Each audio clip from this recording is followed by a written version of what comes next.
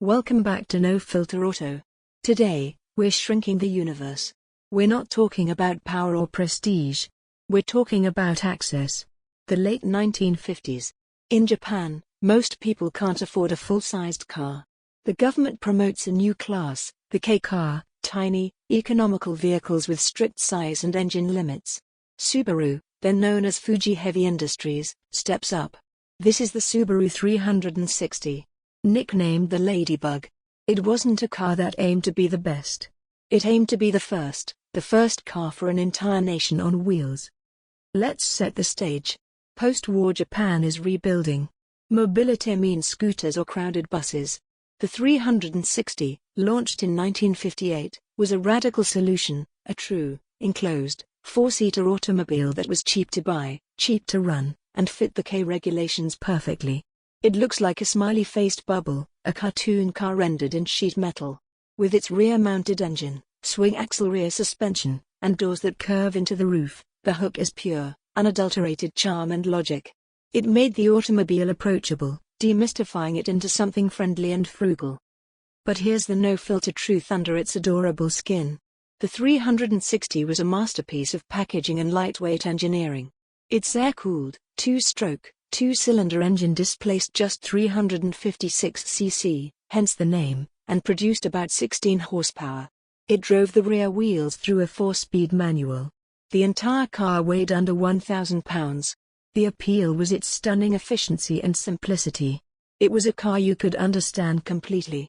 The mechanical feedback was direct and unfiltered, the buzz of the engine right behind you, the minimalistic steering, the sense of being in a lightweight shell that responded to every input. For a new driver or someone in a dense city, its small size, light controls, and predictable nature made it unintimidating and easy to manage. Now, let's talk about the pure, unfiltered experience. You open a thin, light door and slide into a surprisingly airy cabin. The curved glass and thin pillars create a greenhouse feel. You pull out the choke, turn the key, and the little two-stroke fires with a cloud of blue smoke and that signature insect-like buzz. On the move, the sensation is of being in a motorized soapbox. The steering is extremely light, almost twitchy. The ride is bouncy and busy, communicating every pavement imperfection. Acceleration is gradual. Merging onto a fast highway was an act of faith and momentum.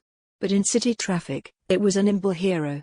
The sensory experience is charmingly raw. The smell of two-stroke oil, the constant high-pitched drone, the wind noise, the feeling of vulnerability mixed with sheer joy. It was driving reduced to its most basic, joyful elements. Here's the reality of its genius and its limits.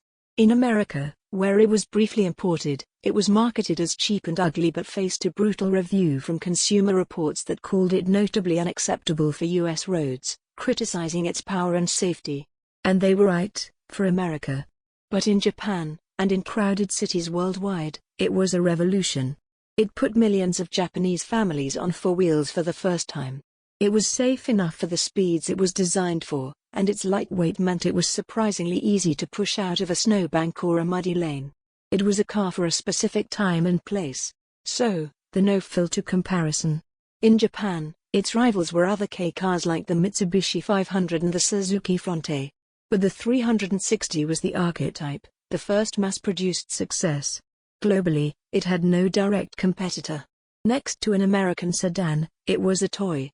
Next to a European microcar, it was more practical and family-friendly. It competed against motorcycles and bicycles, and won by offering enclosed, all-weather transportation for four. It appealed to the pragmatic optimist, the urbanite, the first-time buyer.